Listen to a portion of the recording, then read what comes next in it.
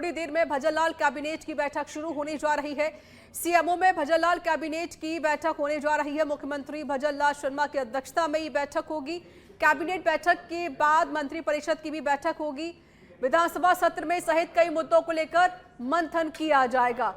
देखिए 4 बजे का समय है और अब से थोड़ी ही देर यानी कुछ मिनटों में ये बैठक शुरू हो जाएगी। ठीक 4 बजे ये कैबिनेट की बैठक शुरू होगी। मुख्यमंत्री भजनलाल शर्मा की अध्यक्षता में बैठक होने जा रही है। सीएमओ में भजनलाल कैबिनेट की बैठक शुरू होने जा रही है। अब से थोड़ी ही देर में बैठक शुरू होने वाली है। कुछ मिनटों में बैठक शुरू होगी। 4 बजे का समय निर्धारित किया गया और उसके आधार पर ही देखिए ठीक 4 बजे बैठक शुरू की जानी है।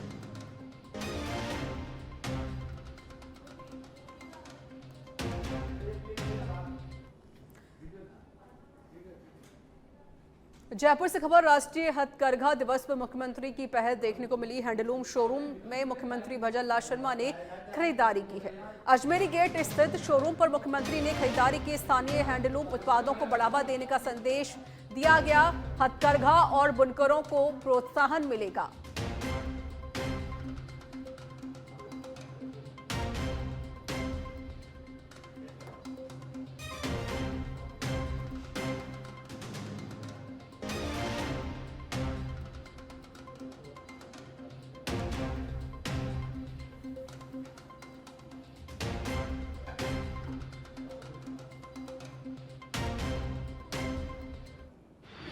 अरे नीचे करो यार। और राजस्थान में हैंडलूम का बहुत बड़ा काम है।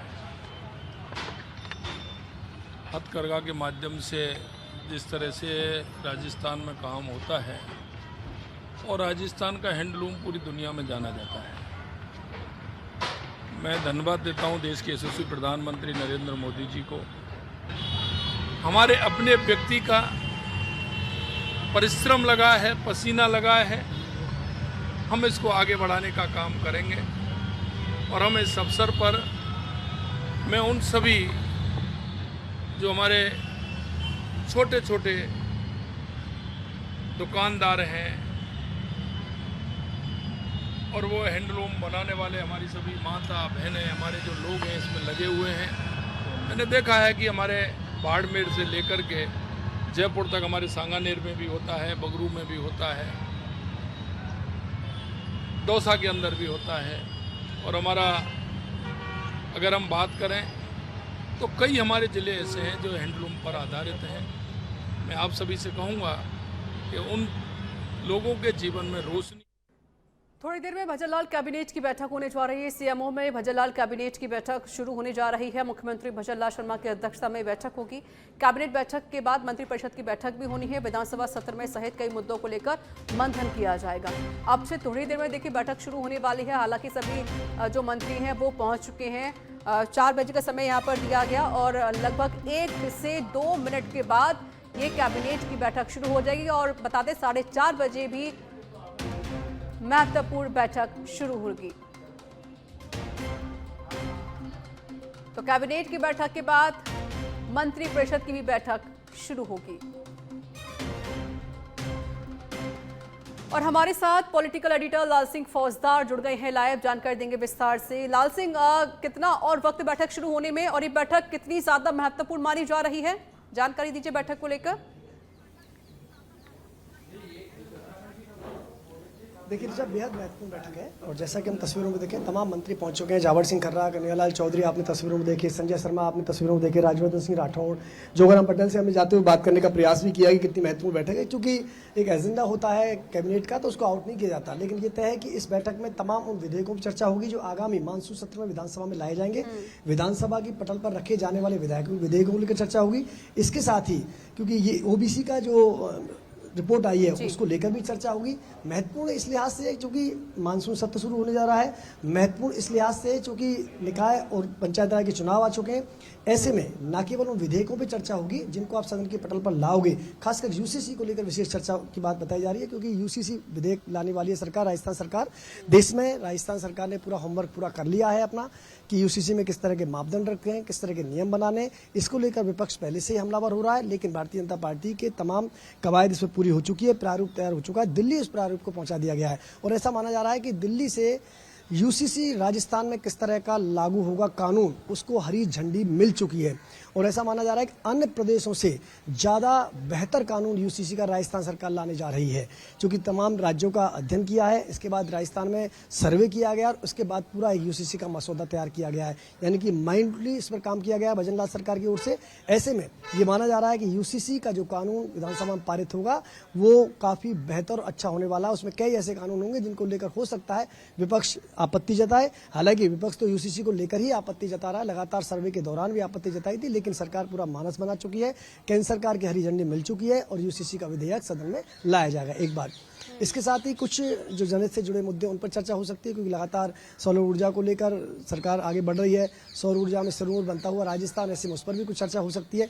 युवाओं से लेकर चर्चा होने का पूरा संभावना है, युवाओं से संबंधित कुछ आज अहम घोषणाएं भी हो सकती हैं। उसके पीछे वजह ये हो कि अब युवाओं को जोड़ने के लिए भारतीय जनता पार्टी लगातार न केवल बाहर अभियान चला रही है बल्कि सरकार के स्तर पर भी अभियान चलाए जा रहे हैं। ऐसे में ये माना जा सकता है जनहित के मुद्दों के साथ साथ ही सदन में लाए जाने वाले विधेयकों पर भी आज चर्चा हो सकती है। जी साक्षी। बिल्कुल, देखिए ये बैठक काफ़ी ज़्यादा महत्वपूर्ण है क्योंकि राजस्थान का विकास को लेकर जिस तरीके से मुख्यमंत्री भजनलाल शर्मा लगातार काम कर रही हैं और इसके बाद 4:30 बजे भी देखिए एक बैठक होने जा रही है।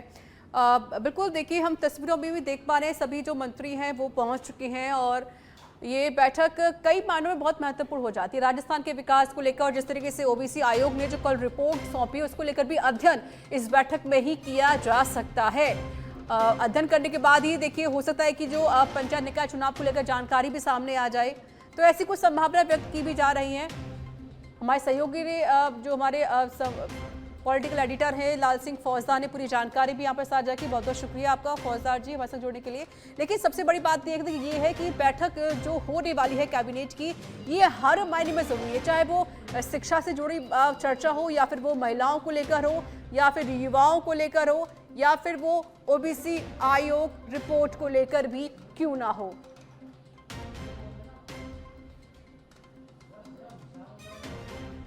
और देखिए कैबिनेट की बैठक के बाद मंत्री परिषद की भी बैठक शुरू होगी।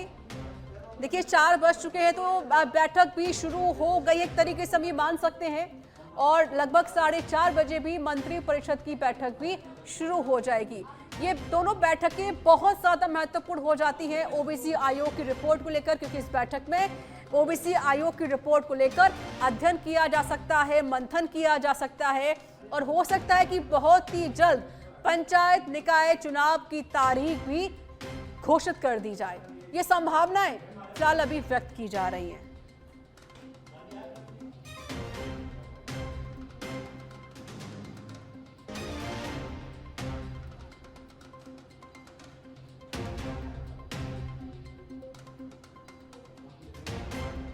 ओबीसी की रिपोर्ट समेत कई अहम प्रस्तावों को लेकर आज मोहर भी लग सकती है। सीएमओ में ये महत्वपूर्ण बैठक की जानी है। विधानसभा सत्र को लेकर भी रणनीति इस बैठक में बनेगी।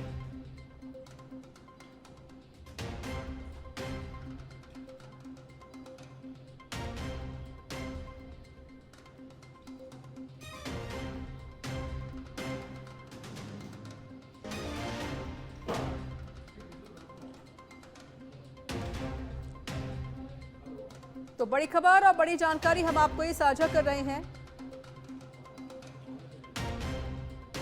भजनलाल कैबिनेट की ये बैठक काफी ज्यादा महत्वपूर्ण है और देखिए इसके बाद ठीक 4:30 बजे भी मंत्री परिषद की भी बैठक होगी और इन दोनों बैठकों की अध्यक्षता कर रहे हैं मुख्यमंत्री भजनलाल शर्मा।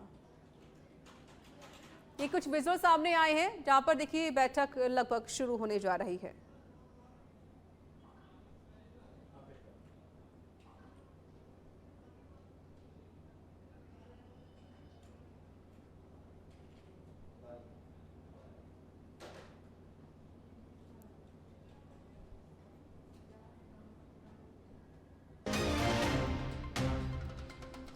चलिए हमारे साथ पॉलिटिकल एडिटर लाल सिंह फौजदार फिर से जुड़ गए हैं। लाल सिंह, अभी क्या अपडेट है इस बैठक को लेकर? क्या बैठक शुरू हो चुकी है? की बैठक शुरू हो चुकी है। जी। और कैबिनेट की बैठक में जो अहम मसौदे रखे जाने वाले हैं उन पर चर्चा हो रही है, क्योंकि 4:30 के बाद मंत्रिपरिषद की बैठक शुरू हो जाएगी।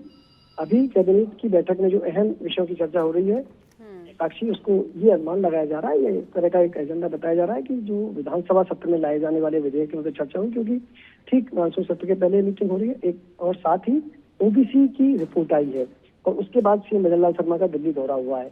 फिर पंचायत राज चुनाव और निकाय चुनाव की जल्द पूरा एक शेड्यूल घोषणा हो जाएगी।